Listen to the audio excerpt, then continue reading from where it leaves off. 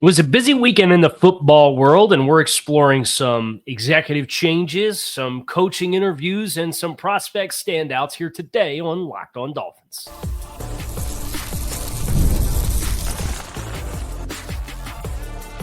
You are Locked On Dolphins, your daily Miami Dolphins podcast, part of the Locked On Podcast Network, your team every day. All right, Miami, welcome to another episode of Locked On Dolphins. It is your team every day here on the Locked On Network. I'm your host, Kyle Krabs, a lifelong Miami Dolphins fan, host of Locked On Dolphins, co-host of Locked On NFL Scouting, author of Touchdown Miami, and the NFL Draft lead for the 33rd team. I want to give a special shout out and welcome to our everydayers because it is your team every day. We don't just say it, we live it here on the Locked On Network. Today's episode of Locked On Dolphins is brought to you by FanDuel Sportsbook. Super Bowl 59 is here. One game, two teams, endless possibilities. Head over to FanDuel.com to get started. Bet $5, and if you win, you'll score $200 in bonus bets with FanDuel, official partner of Super Bowl 59. I am on the road. I am in Dallas. Shrine. Practice day 3 starting shortly. And then I'm getting on a plane, and we're flying to Mobile, Alabama, and Senior Bowl practices start next 24 hours from now. So it's a busy time on the road, but we're having a good time with it. And obviously the NFL season is one step closer to its culmination with the Eagles beating the Washington Commanders and Kansas City staving off another attempt by the Buffalo Bills to get a breakthrough late in the postseason. But from a football perspective for the Dolphins, between this all-star event down here in Dallas with the East-West Shrine, between some news about Reggie McKenzie, between Ryan Crow getting another interview request, it's been like a busy 48 hours for the end of January for a team that's one of 30 that's not playing anymore. So wanted to get into a couple of different fronts here, including giving some love to the Shrine prospects that I thought have stood out to me in a good way that I'd be really excited about the Dolphins bringing in. And it starts with a really combative corner, Cobee Bryant from Kansas, who's been one of the best players on the field here. He's combative. He's twitchy. He's got that demeanor and confidence that you like in corners. There's just one fatal flaw. He's about 171 pounds. But this is a player from a coverage standpoint. When you're that stature, it is going to hurt your valuation as a player. And every once in a while, you'll see a tiny player like a Cordell Flott that'll get drafted in the 3rd round as a corner. But I think that kind of sets the ceiling for a player like Cobee Bryant. And if Miami wants a little bit of a different body type to bring some more competition into that room, I don't know that the price would be right with where if Bryant continues to blow his pre-draft process out of the water and adds weight and then runs well at the combine, like you might be talking about 3rd round pick. And Miami obviously is not scheduled to pick in the 3rd until the tail end in the compensatory window. But it's his name to watch as a guy who doesn't necessarily meet your prototypes, but is the dog that you're looking to add more of to your roster this offseason. That was plenty apparent to everybody with a set of eyeballs who watched the Dolphins play this year, and not just because Tyreek Hill said on his Twitch stream over the weekend that the team needed to bring in more dogs. As I work my way through the rest of the East roster, I think the next name that I want to shout out is Johnny Walker, an edge from Missouri.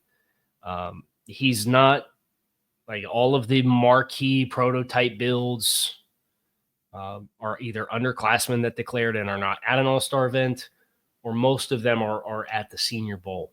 But this was a player who stood out in a good way as far as just how aggressive he was, how physical he was. I think he did himself some favors in Miami. Right now, I'm looking through edges through the scope of assuming they're keeping Bradley Chubb. Jalen Phillips will be back. Chop Robinson. So you have like Muhammad Kamara, Quentin Bell, somebody to compete for a role in that stratosphere. And I think names like Walker and Elijah Roberts from SMU, who's another guy that I would shout out, and he's a South Florida cat. who went to University of Miami for 3 years and then transferred to SMU and has had 17 and a half sacks as a 290-pound defensive end who can rush as a stand-up guy. I think he's a little bit more of the tight alignment over offensive tackle player at the next level, just because I don't think he has the explosive get-off that you want to have somebody who's going to rush from the outside and consistently win. But with what Miami has done with versatile fronts, and you think about how Calais Campbell would move up and down the front if he's not back next year, players that are kind of built like Elijah Roberts are the kinds of players that you could maybe gravitate towards. But I think the biggest winner of the week, and a name that if he was there for Miami with their third-round pick, I'd sprint the car in for a dude like this, Jordan Phillips. You hear me out. I'm not talking about that Jordan Phillips, and I know there's a lot of hard feelings between this Jordan Phillips and the Dolphins, but the new Jordan Phillips is not the old Jordan Phillips. This is a 6'1", 320-pound nose tackle with a good first step, who has all the natural leverage in the world, has really good double team techniques. Like if you built the marquee version of Benito Jones with a cleaner build as far as how he carries his weight, but probably stronger, it might be this dude, Jordan Phillips. So he was a guy who came in and has just really kind of showcased the ability to throw a bunch of people around. Other standout names on the East roster, Oronde Gadsden came in at 247 pounds. Guy's leaning into the tight end a bit, but he's going to be a flex tight end. Just watching the blocking stuff down here, I don't think he's going to help you where you most desperately need help at tight end, which is in your Y group. So Oronde is, I don't want to say a pipe dream, but he's probably not somebody that I would prioritize for this team before sometime on day 3, just because he's a futures developmental replacement for a role that you already have filled on the roster, and you don't draft just for need, and I get that. So there is a world in which I could see him being a best player available type of scenario and fitting within what Miami asks its receiving profiles at the tight end position to do. But I was curious whether he was going to cut down and kind of go big wide receiver route, or if he was going to lean into the tight end stuff. And he's leaning into the tight end stuff for sure. I would also shout out Kane Medrano, who I think is a second-level pass coverage sub-package defender, who he's not big. I don't know that he's going to have to add a little bit of mass to be an every down linebacker because he doesn't play particularly physical. He's a former wide receiver and safety. But he's a 220-pound linebacker out of UCLA with over 600 career snaps on special teams. Like this, for me, could be like a day 3 selection Duke Riley replacement as a guy who can move and play in space. I actually think he's better in coverage than Duke Riley is. He's just equally challenged playing in the box. But a core special teams guy who's played on all the kick coverage units and runs well and covers well in man-to-man coverage. So he was a name that really wasn't on my radar, which I should probably be kicking myself for a little bit, given the fact that we are avid members of the Church of Schwessinger with Carson Schwessinger, the linebacker out of UCLA, who I'm just in love with his tape. And he was his running mate this year. So Medrano, I think, has presented himself very, very well. As far as some of the top names at the event, Shadur elected not to participate. Kenneth Grant's here in sweats. Shavon Revel had good weigh-ins, but is obviously coming off of an injury. So you're kind of left without a lot of the marquee names not participating for you this year, which is a bummer. The last name I would shout out is an offensive lineman, which everybody's going to perk up, right? Oh, Kyle's talking offensive line. Gareth Warren from Lindenwood, 6'5", small school guy, day 3 developmental type. But 6'5", 330 pounds, has good movement skills, good body control, good flexibility. That's a foundational thing that you draft on day 3 with a chance to develop. Not an answer for you as a starter, and I wouldn't suggest that he is, especially not in 2025. But that's the kind of guy you would want with the tools that he has to try to get your hands on and see if you could turn him into something more with time, provided you are afforded scheme stability, which is, of course, the big question that lingers for the Dolphins this offseason. Now, speaking of organizational stability, we are facing the lack of some and the potential threat of more. We're going to get into that next here on Locked On Dolphins. Stick with us.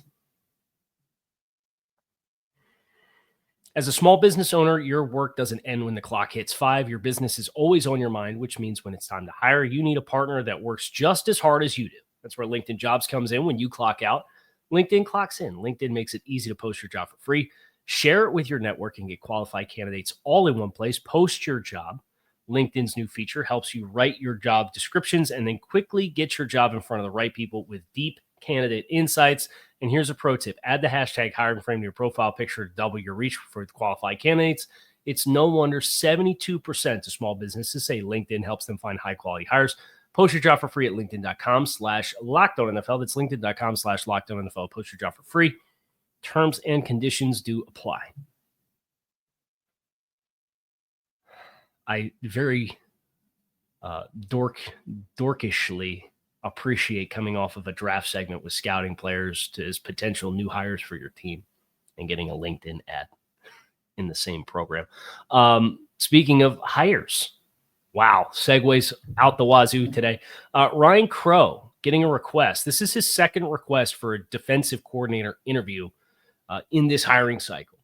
The first was with Mike Vrabel and the New England Patriots. Ryan Crow, of course, brought in as the outside linebackers coach after spending time in Tennessee and had held the position in 2024. And this was a group between, when you consider Chop Robinson and Quentin Bell, some guys that showcased some growth throughout the course of the season. Apparently, this is a very well-regarded assistant. Dallas now, after they hired Brian Schottenheimer as their new head coach there in Dallas, has requested to add Ryan Crow to their list of defensive coordinator interviews. So that would be a bummer. But a positional coach like that, you kind of always operate with the understanding that if he's good at his job, the elevation opportunities are going to come. But that can also be parlayed into this watch that we are still lingering with Anthony Weaver, where Anthony Weaver finished his in-person second interview with the Saints at the end of last week.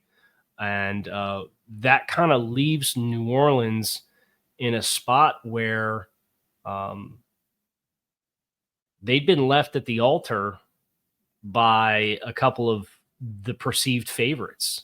And that included Joe Brady, who pulled himself out of a candidate pool with New Orleans after obviously his background there is he had spent time with the LSU Tigers program as kind of like his first breakout in the scouting. He was one of the key pieces on the coaching staff from that 2019 LSU Tigers team with Joe Burrow, Jamar Chase, and Justin Jefferson that won the national championship. But there seemed to be some perception after Aaron Glenn, who was another one of their preferred candidates, chose the Jets job over New Orleans, that Joe Brady was going to be a leader in the clubhouse. And he pulled his name out and is going to stay in Buffalo for another year. So that leaves New Orleans has shown interest in Mike McCarthy. And as of right now, this is the only vacancy that is left. So, of course, the down to the wire sweating that we're going to have with Anthony Weaver is that it's the last vacancy. You're starting to see some movement across the rest of the league with assistants. There was a big flurry of assistants that were added to teams across the league on Friday of last week, including Robert Saleh going back officially to San Francisco. So that was a popular name, and Jeff Ulbrich has already landed elsewhere as a defensive coordinator as well with Atlanta. So those two connections through the Mike McDaniel, Kyle Shanahan coaching tree pipeline, those are off the table if the Dolphins end up losing out on Anthony Weaver. That does stand to leave you in a compromised spot if Anthony Weaver ends up taking the New Orleans job. Now, if I had to guess right now from kind of the buzz, there sounds like there may still be some interest from New Orleans to interview the Kellen Moores of the world and to interview Cliff Kingsbury's of the world. And obviously Cliff Kingsbury, offensive coordinator in Washington, and their season just ended. So we'll see if they continue to press for more interviews. I think that probably bodes well. But this is a little bit of like white knuckle territory as far as if Weaver does take the job, are you going to promote from within to try to keep the scheme in 2025 after, this would be a fourth defensive coordinator in 4 seasons for Mike McDaniel. And that's obviously not ideal because the entire objective is to try to build enough sustainability where you can kind of settle in and know what to expect and then successfully add tools and add players that fit within the vision of what you have and what you need instead of changing it all over again. So it's a little bit of uncomfortable territory for Miami at this stage. I would still guess that McCarthy would be in front of Weaver in the pecking order for New Orleans. And look, McCarthy left Dallas with the intent on finding another gig. Now, he didn't get the Chicago gig, which is one that he was popularly tied to. So if he's offered that job, I would have to assume that Mike McCarthy would take it, even though part of the issue that the Saints are experiencing is that it's not an overly attractive job. And it's worth noting that Mike McCarthy was in New Orleans from 2000 to 2004 as the team's offensive coordinator in that stretch. And Mickey Loomis was the director of football administration and then the general manager from starting in 2000. So McCarthy and Loomis, who's the incumbent GM there, worked together for 4 years in New Orleans 20 years ago. And New Orleans with the salary cap and the outlook of having to rebuild, that's, I think, something that plays in Miami's favor in potentially keeping Weaver. This is the only vacancy that he gets offered the job for. Could you take it? Sure, but you just saw Joe Brady walk out of any opportunity to take the job as what is going to be in-demand assistant at some point, and you would think Anthony Weaver would probably be in that same boat.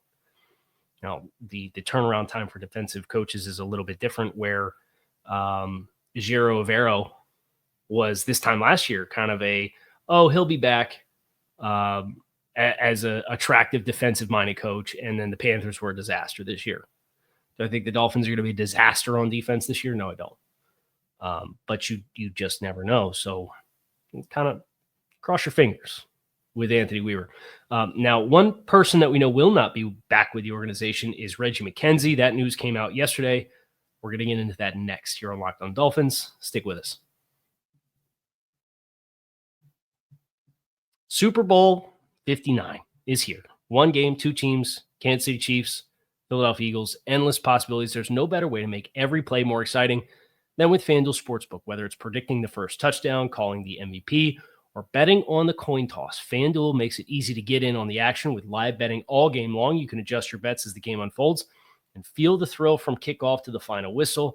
The live betting feature lets you stay involved no matter what happens on the field, and the app is super easy to navigate. Plus, knowing that you can place a $5 bet and potentially win $200 in bonus bets for the Super Bowl, that's the icing on the cake. Download the app or head to FanDuel.com to get started. You can bet $5, and if you win, you'll get $200 in bonus bets at FanDuel.com. Bet with FanDuel, official partner of Super Bowl 59. Reggie McKenzie will be taking a senior personnel executive title with the Tennessee Titans. And remember that he interviewed for the GM vacancy, did not get it.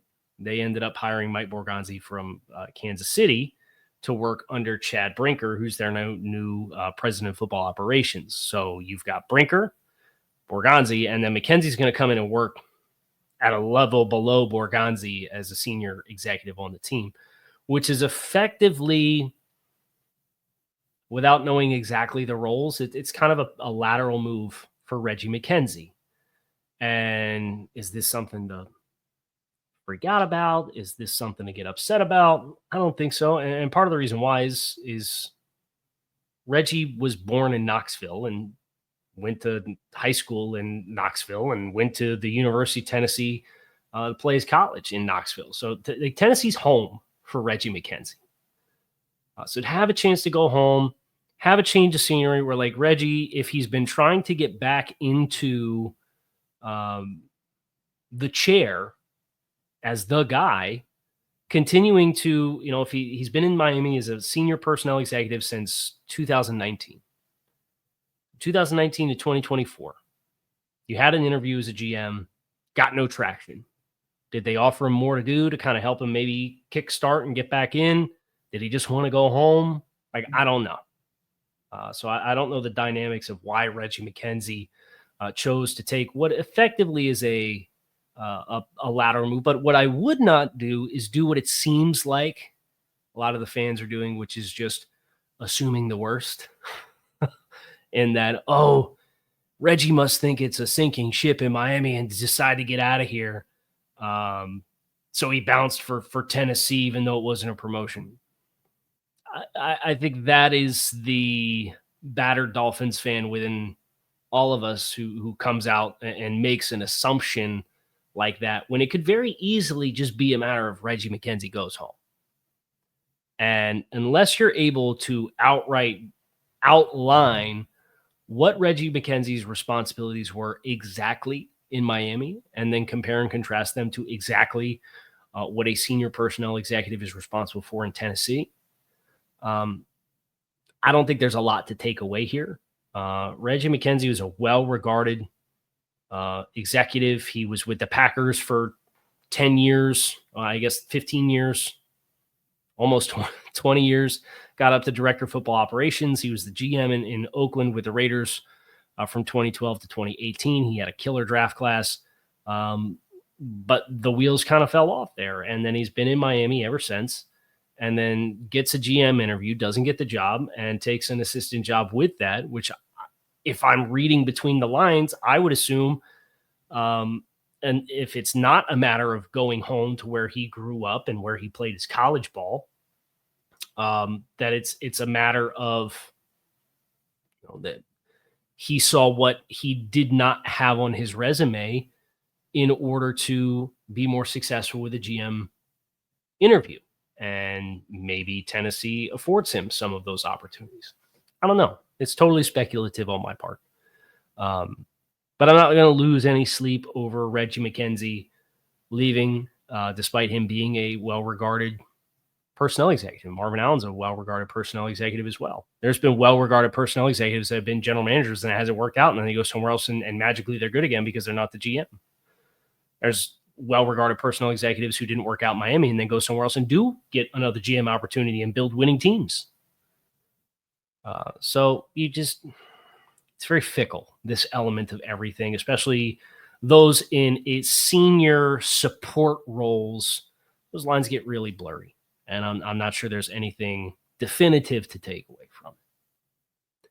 That's going to do it for us here, Locked On Dolphins. It is your team every day. Appreciate you guys as always for checking out the show. I am headed to Shrine and then headed to the airport, and I'll be flying to Mobile, and you'll hear from me tomorrow in Mobile as we get ready for the week of the Senior Bowl practices. We will stay up to task with any news that comes out. And in addition, we will continue to look at this Miami Dolphins team getting into offseason mode. So you have all that to look forward to. Hope you will come back and see me again tomorrow. Kyle Krabs. Keep it locked in on Locked On Dolphins. I'm out of here. Go Fins.